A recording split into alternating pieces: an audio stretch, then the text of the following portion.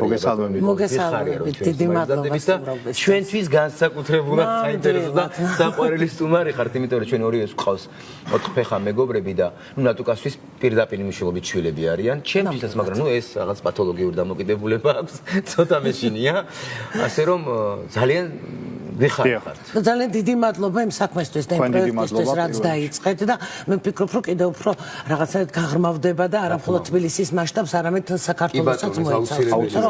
დამეთანხმებით რომ ხდება კოშმარი, ამასთანავე უკაცრავად უნდა ვთქვა აუცილებლად რაღაც კადრები ვნახე გაჩვენე კიდეც ნატუკა, არ ვიცი, ნუ ადამიანს თუ გული გაქვს, იმაში არც წყალს დაუსხამ ცხოველს, არც საჭმელს საჭმევ, ან როგორ ყავს დაბმული, ან რა პირობებში უწევს ზილი, აი შეიძლება ვიღაცა მიფიქროს რომ კარგით რა დღეს ადამიანებზე აღარ ფიქრობენ. კი, როგორ არ ფიქრობენ, ადამიანებზეც ფიქრობენ და ჩვენი ვალდებულებაა რომ ყველა სულიერზე ვიზრუნოთ. მე ასე ძაღლი როდესაც აკყავს 4 ფეხა მეგობარი, ეს ჩათვალე რომ არის ოჯახის წევრი და ძალიან დიდი ვალდებულება არის. შენათ არის რომ აივანზე დაბმული ყავთ სიცხეში, იმიტომ რომ ბეწვის წვივა და აივანზე მოკლედ ახლა ჩვენსაც ვილაპარაკებ და აგერ ყავს ადამიანი, რომელიც ესე იგი ძალიან ბევრ საინტერესო კითხვაზე გაგცემს პასუხს. დაიწყო კარდაკარ პროექტი, რა ვალდებულებებს მოიცავს და როგორი საწყისი ამ პროექტის გვინდა რომ თქვენ უფრო დეტალურად მოგვაწოდოთ. მოგესალმებით პირველ რიგში, მივესალმებით თქვენს ტელემაყურებელს. პროექტი კარდაკარი დაიწყო 23 მაისიდან, ხორციელდება უკვე და გაგრძელდება დაახლოებით წლის ბოლომდე. წლის ბოლომდე ჩვენ ვარაუდობთ რომ მოვიცავთ აბსოლუტურად მთელ მოსახლეობას. ჩვენ დაგეგმილი გვაქვს მისვლა აბსოლუტურად ყველასთან ადგილზე, ასე ვთქვათ, დაკაკუნების პრინციპით კარდაკარ და გვინდა შევამოწმოთ ცხოველების მოვლაპატრონობის წესი, ასევე რამდენად ყავთ კანონიერად ეს ცხოველები ამ ვალდებულებებია. კი, რა ვალდებულებებს აუცილებლად გეტყვით. პირველ რიგში ყველაზე აუცილებელი და მნიშვნელოვანი საკითხია, რომ მეპატრონეს ყავდეს ცხოველი რეგისტრირებული, ჩიპირებული, აუცილებლად უნდა ყავდეს რეგისტრირებული და ასევე მეტისის ყოლის შემთხვევაში, თუ მეტის გულის მაყურებლისთვისაც რო უფრო ისეთი იყოს, რომ გაგებადი იყოს, ეს არის ნარევი ჯიში, დიახ, აუცილებელია მისი სტერილიზაცია, კასტრაცია. და რა თქმა უნდა, როგორც მოგახსენეთ, იდენტიფიკაცია, რეგისტრაცია. ეს არის ძირითადად ის პრობლემა, როდესაც არარეგისტრირებული ძაღლი ხდება მერე ქუჩაში, ისევ ჩვენი ადამიანების დაუდევრობიდან გამომდინარე, ხდება უკონტროლო გამრავლება და გვაქვს ის სურათი, რაც დღეს მდგომარეობით გვაქვს უამრავი მიუსაფარი ძაღლი. ბატონო ნიკოლოზ, ბოდიში აქვე გითხავთ, მე ბევრი მინახავს პატრონიანი და ჯიშიანი ძაღლის, რომ ამრავლებს და აჩუქებს კიდეც და ბიზნესიც აქვს, ეგრეთ წოდებული ისეთი, რომ სახელმწიფოს ამ ყველაფერს უმალავენ. ამის გაკონტროლება თუ მოხდება? ამის გაკონტროლებაც აუცილებლად მოხდება, როგორც მოგეხსენებათ, უკვე მიმდინარეობს პარლამენტში კანონმდებლობის კანონპროექტის განხილვა. ეს კანონპროექტი არ იქნება მხოლოდ და მხოლოდ დედაქალაქისთვის, ეს იქნება მთლიანად საქართველოს მასშტაბით, დიახ. შესაბამისად, იქ უკვე დეტალურად იქნება როგორც მომშენებლების, ასევე კინოლოგიური კლუბების, ვეტერინარული დაწესებულებების და არსებულ ყველაფრის განმარტებები და წესები იქნება მის მიხედვით და შესაბამისად, რა თქმა უნდა, საჯარიმო სანქციებიც გაცილებით გაზრდილი და კი. ძალიან გთხოვთ დიდი იყოს ნამდვილად. არ შემეძია არ გკითხოთ რეგისტრაცია ჩიპირებაზე. ხა მე უნდა ვაღიარო ან რემიცის მე როგორ უვლი ჩემ ძაღლებს ოჯახის წევრები, მაგრამ ჩიპირებული არ მყავს არც დედა და არც შვილი. ვიხილეთ იმისა, რომ წინა ძაღლი მონიტორინგის სამსახური იყო ჩემთან მოსული სახლში და თავად გაუკეთეს ჩიპირება. ამ შემთხვევაში აი მიხვედით და ვიღაცა არ არის ჩიპირებული.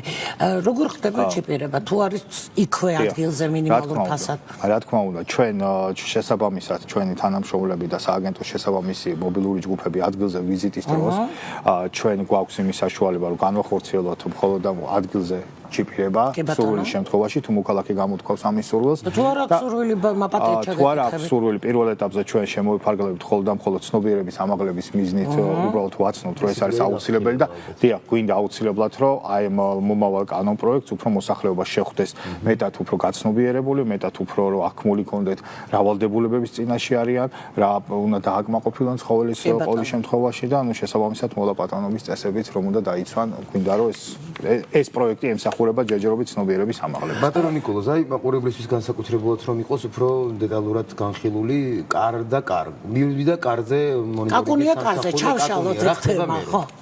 კი ბატონო, კაკუნიარის კარზე რო ჩავშალოთ ეს თემა, ჩვენ უკვე შემოწმებული გვაქვს დაახლოებით 1700 ასე ვთქვათ მოქალაქე, დიახ, და ამ 1700-დან მხოლოდ გადამოწმება მოხდა 300-მდე ცხოველის. დანარჩენ მოქალაქეებს ზოგს არ ყავდა ცხოველი და ასე შემდეგ, 200 კი 1700 მოქალაქე. ხო და 300 თუ ყავდა, ესე 1400 ადამიანს არ ყავდა. ხო, ზოგს არ ყავდა, კი, რა თქმა უნდა, ანუ ყველას არ ყავს ეს ცხოველი, ზოგს ყავს, ზოგს არ ყავს და აქედან გამომდინარე ჩვენც რომ ყველასთან აბსოლუტურად გვინდა მივიდეთ ადგილზე და მოხდეს ცხოველის მოლაპატრონობის წესების გადამოწმება. ამიტომ ჩვენ არც მისამაც არ გამოვტოვებთ ყველასთან. აქვე ჩაგეკითხებით, მაპატიეთ. აი რას გულისხმობს მოლაპატრონობა? ხა მე ცოტა შეიძლება პათოლოგიურად უვლი.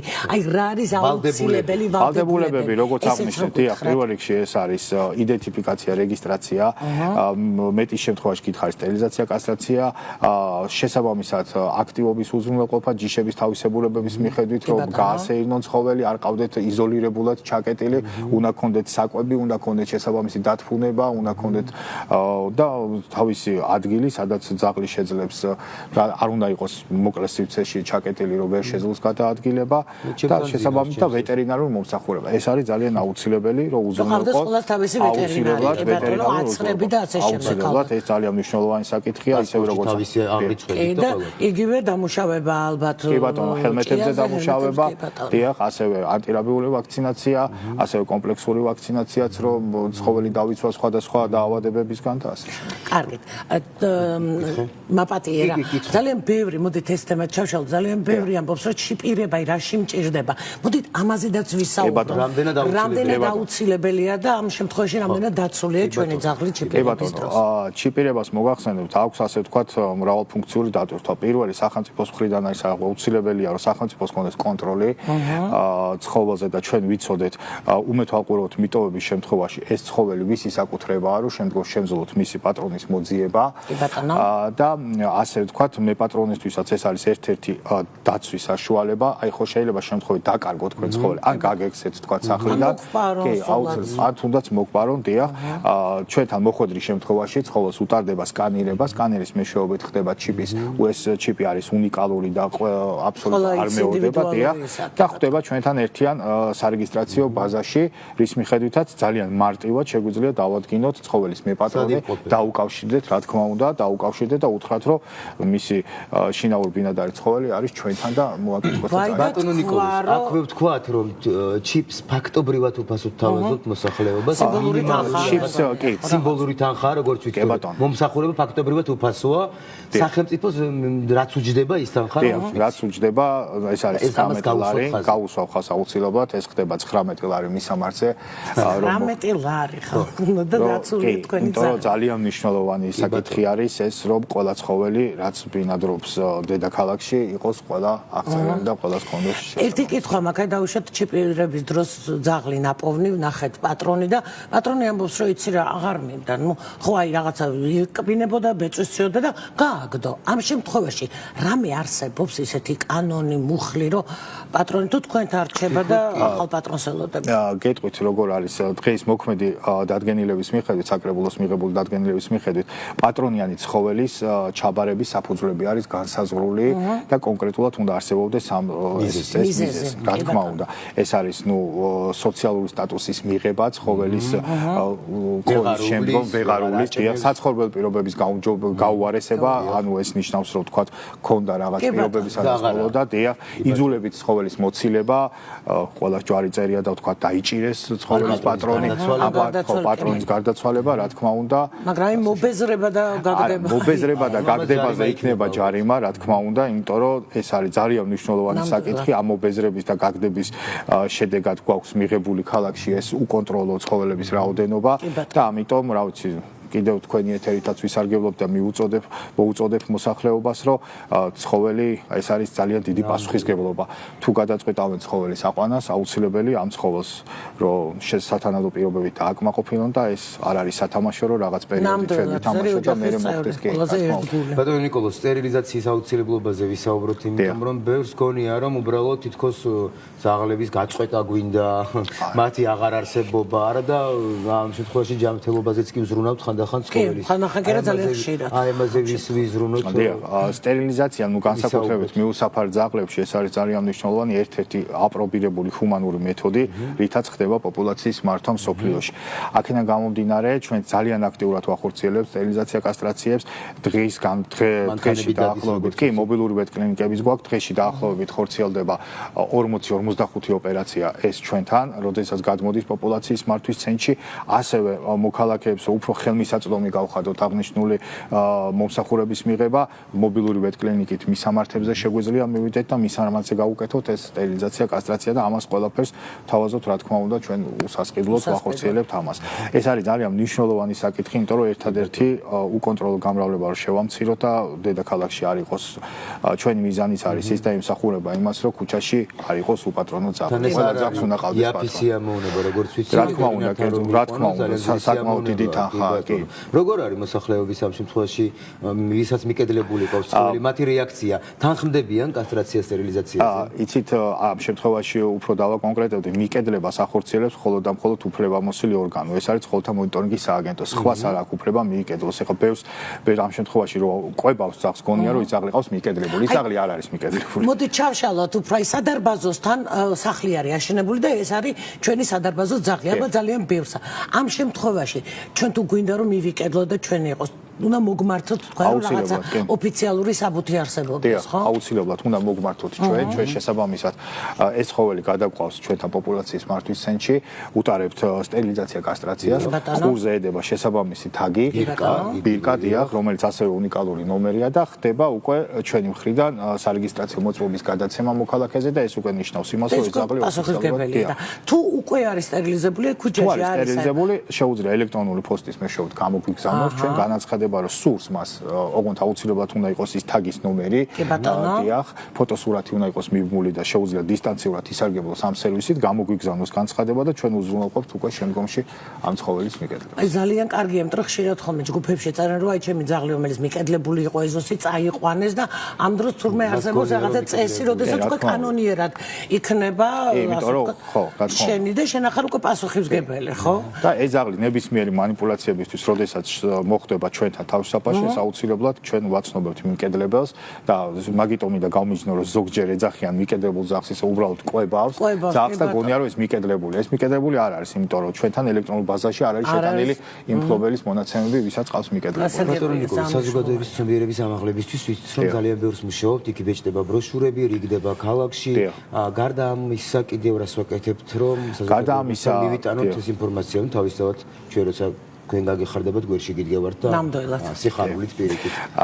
საზოგადოების ცნობიერების ამაღლების მიზნით ზუსტად წეღანა რაც აღვნიშნეთ, ეს კარდაკარ პრინციპიც ამას ემსახურება, რომ კარდაკარ მივიდეთ და უბრალოდ აუხსნათ ყველას ეს მოლაპარაკება. ასევე ტარდება სკოლებში ვახორციელებთ შესაბამის საგანმანათლებლო პროგრამებს, ტარდება გაკვეთილები ბავშვებს, უხსნიან ამ მოლაპარაკების წესებს, როგორ უნდა ყავდეთ კანონის ჩარჩოებში მოქცეული ცხოველი სახლში და ასე შემდეგ და რა ვიცი, აი მაქსიმალურად 1000 აქტივობებს გეგმავთ. და სტუმრობებიც ყოფილა ძალიან ხშირად თავშესაფარში ვათვალიერებინებთ აუცილებლად და აუცი აი მაქსიმალურად ვცდილობთ რომ ეს ცნობიერება და ეს კანონ პროექტის რომელიც ახლა დამუშავების პროცესშია, ესეც ძალიან დაგვეხმარება იმაში რომ მეტად უფრო ცნობიერება იყოს ამაღლებული. მერიამ სახლები დადგა როგორც ვიცი. კი, სახლებს ძაღლებისთვის ძალიან ლამაზები და კომფორტულები.